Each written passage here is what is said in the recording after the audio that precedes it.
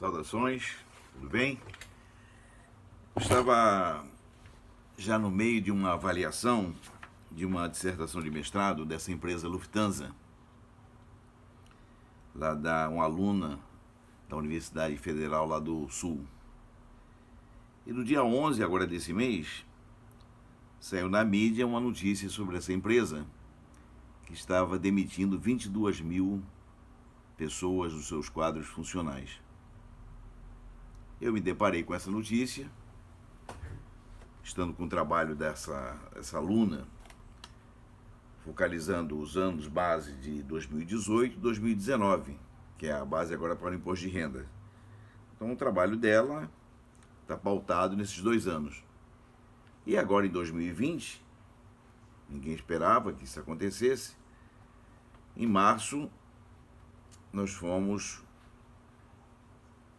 informados pelas autoridades de um isolamento por causa desse vírus, Covid-19, e todos nós ficamos à deriva, sem saber muitas coisas que estavam acontecendo ao nosso redor de um vírus que estava se espalhando de forma vertiginosa pelo mundo inteiro. Eu iniciei de qualquer maneira o trabalho de avaliação e agora no dia 11, como eu falei no início, eu fui surpreendido por essa informação. Diz o título do artigo que, fortemente afetada pelo coronavírus, a Lufthansa, uma das maiores empresas de aviação do mundo, alemã, suprime 22 mil empregos. O impacto da pandemia do coronavírus continua a desestabilizar o setor de aviação. A número 1, Lufthansa, anunciou nesta quinta-feira, dia 11, o corte desses empregos, e 16% será o equivalente à sua força de trabalho global. É atingida pela queda do tráfego aéreo mundial causado pela pandemia, a empresa, além de reduzir a folha de empregados, vários pedidos que estavam já nas mãos dos fornecedores tiveram que ser cancelados, e outras medidas na área financeira começaram a ser pensadas pelos seus dirigentes para que a empresa ela não fosse de imediato ir à bancarrota. A Lufthansa ela é proprietária de várias outras empresas de menor porte, como a Swissair, a Áustria, Brussels Airlines, Europeia. Ela possui um total de 135 mil funcionários espalhados nessas empresas e na empresa principal, a holding, né, que nós chamamos assim. No auge da crise, o grupo oferecia 3% do número habitual de assentos de seus voos, propondo o mesmo número de conexões na década de 50. Um total de 700 aeronaves, propriedades do grupo, constantes lá do seu ativo não circulante. Essas aeronaves, elas agora precisariam estar sobrevoando países no mundo inteiro com uma capacidade reduzida de passageiros e, com isso, acarretando prejuízos enormes a cada voo. Certamente ela vai diminuir todos esses percursos para que ela possa se sustentar. Quer dizer, esses 22 mil funcionários que agora ela demite, obviamente isso é apenas o início de um turbilhão de coisas que poderão acontecer por aí. Desses aviões que ela mantém na sua frota, que está lá no seu ativo não circulante, 300 seus aviões em 2021 e talvez em 2022, ela antecipa uma lenta recuperação da demanda. Quer dizer, o grupo deve vender pelo menos 150 dessas aeronaves para outras empresas. Quer dizer, na verdade, o que acontece? Essa pandemia que assolou o nosso planeta ela veio de uma forma muito assustadora, iniciando na China, depois pegando alguns países da Europa, foi se alastrando, Itália, Estados Unidos, e chegou ao Brasil na forma assim mais avassaladora no mês de março, quando as autoridades sanitárias recomendaram o isolamento e algumas cidades até do nosso país tiveram lockdown para que alguma coisa acontecesse em termos do controle e da assistência às pessoas infectadas. Muita coisa se ouve, eu não sou da área de saúde, mas muita coisa se ouve, de que algumas coisas se tornaram relapsas por parte das autoridades. Nós, Brasil, nós estamos sem ministro da saúde atualmente, né?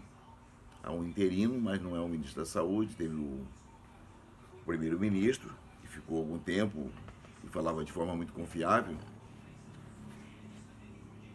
com muito conhecimento, e depois veio o segundo, com mais diplomas, pós-doutorado lá fora e tudo, né? Mas que pediu demissão. Ele se viu envolvido com tantas demandas que acabou saindo de cena. Quer dizer, é uma pena tudo isso, né? Mas a coisa está fluindo. Eu já estou há 93 dias no isolamento, fazendo trabalhos online, conversando através dos aplicativos. Mas me voltando a essa dissertação de mestrado, foi oportuno ver essa manchete dessa empresa, que é, inclusive, a empresa base na dissertação de mestrado dessa aluna.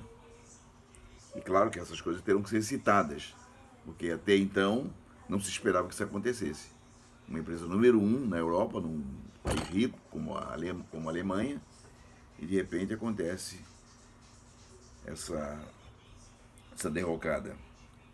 Eu estive avaliando os balanços desses dois períodos, 2018 e 2019, e há realmente um ganho significativo em termos do patrimônio líquido, que é onde se vê a divisão dos valores aos acionistas, majoritários, minoritários, todos os acionistas, onde os preferenciais recebem primeiro, com primazia, depois os acionistas ordinários receberiam em segundo lugar, mas depois da Assembleia.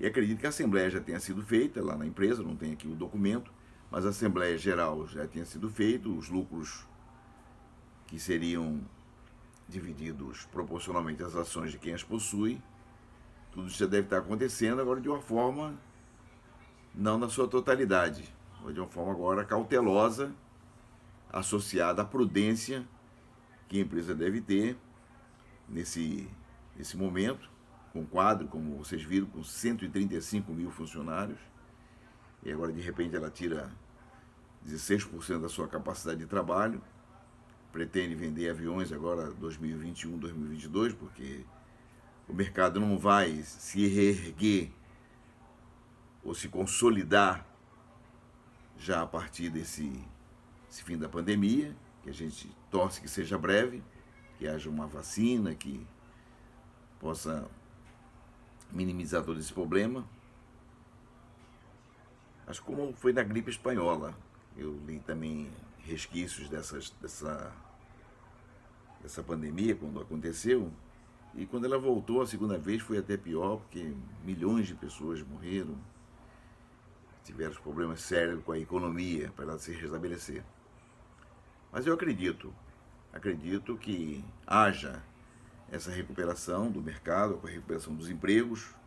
Aqui no Brasil, muitos perderam o emprego, muitos que tinham cargos de liderança, altos cargos na empresa, os CEOs, por exemplo, hoje não se podemos imaginar um CEO que tenha salário de 100 a 150 mil reais numa dessas empresas multinacionais, que ele esteja com o mesmo salário, que ele esteja recebendo. Deve ter havido aí um planejamento de trabalho, um acordo para que ele cedesse seu salário, porque a empresa não tinha condições de pagar, e tampouco ele vai entrar na fila da Caixa Econômica para receber R$ 600. De forma alguma, a gente não pode imaginar uma situação tão esdrúxula como essa. Vamos aguardar então os novos acontecimentos. Eu volto com essa dissertação, voltar a analisar, mas já falei com a aluna através do aplicativo, no Skype, e conversei com ela sobre essas mudanças que nós temos que fazer dentro da dissertação, na parte de desenvolvimento. A parte contextual a gente vai fazer algumas emendas, mas na parte de desenvolvimento, nós vamos falar isso numa nota explicativa, bem justificada, para que a nota dela até seja uma nota até maior do que a gente imagina. Ela não fique naquela nota média para passar, mas ela tem uma nota alta porque ela, há tempo, março de 2011, abril de 2011, né, ela teve esse afastamento da universidade, agora a aula só online, mas quando ela retornar com a dissertação já avaliada, e marquem a banca para que ela defenda, mas concluindo essas notas explicativas que eu estou justificando aqui com vocês. Então, até uma próxima. É muito interessante o trabalho, o nosso trabalho pericial, nosso trabalho como auditor da empresa. É muito interessante verificar tudo isso, mas ao mesmo tempo nós nos percebemos também prejudicados, observando toda essa parte operacional que as empresas elas estão apresentando. Muita gente desempregada, muitas operações paradas, muitas empresas tentando se equilibrar. A gente vê esse caso também, do equilíbrio. As empresas que têm uma boa plataforma online, elas estão vendendo mercadorias. Tem muitos casos que eu conheço de empresas brasileiras ou até estrangeiras aqui no Brasil que estão conseguindo criar um determinado ponto de equilíbrio dentro não da normalidade, mas daquilo que se esperava num segmento como esse, de vendas à distância. Então, até lá, pessoal. Boa sorte, bons estudos para quem está acompanhando.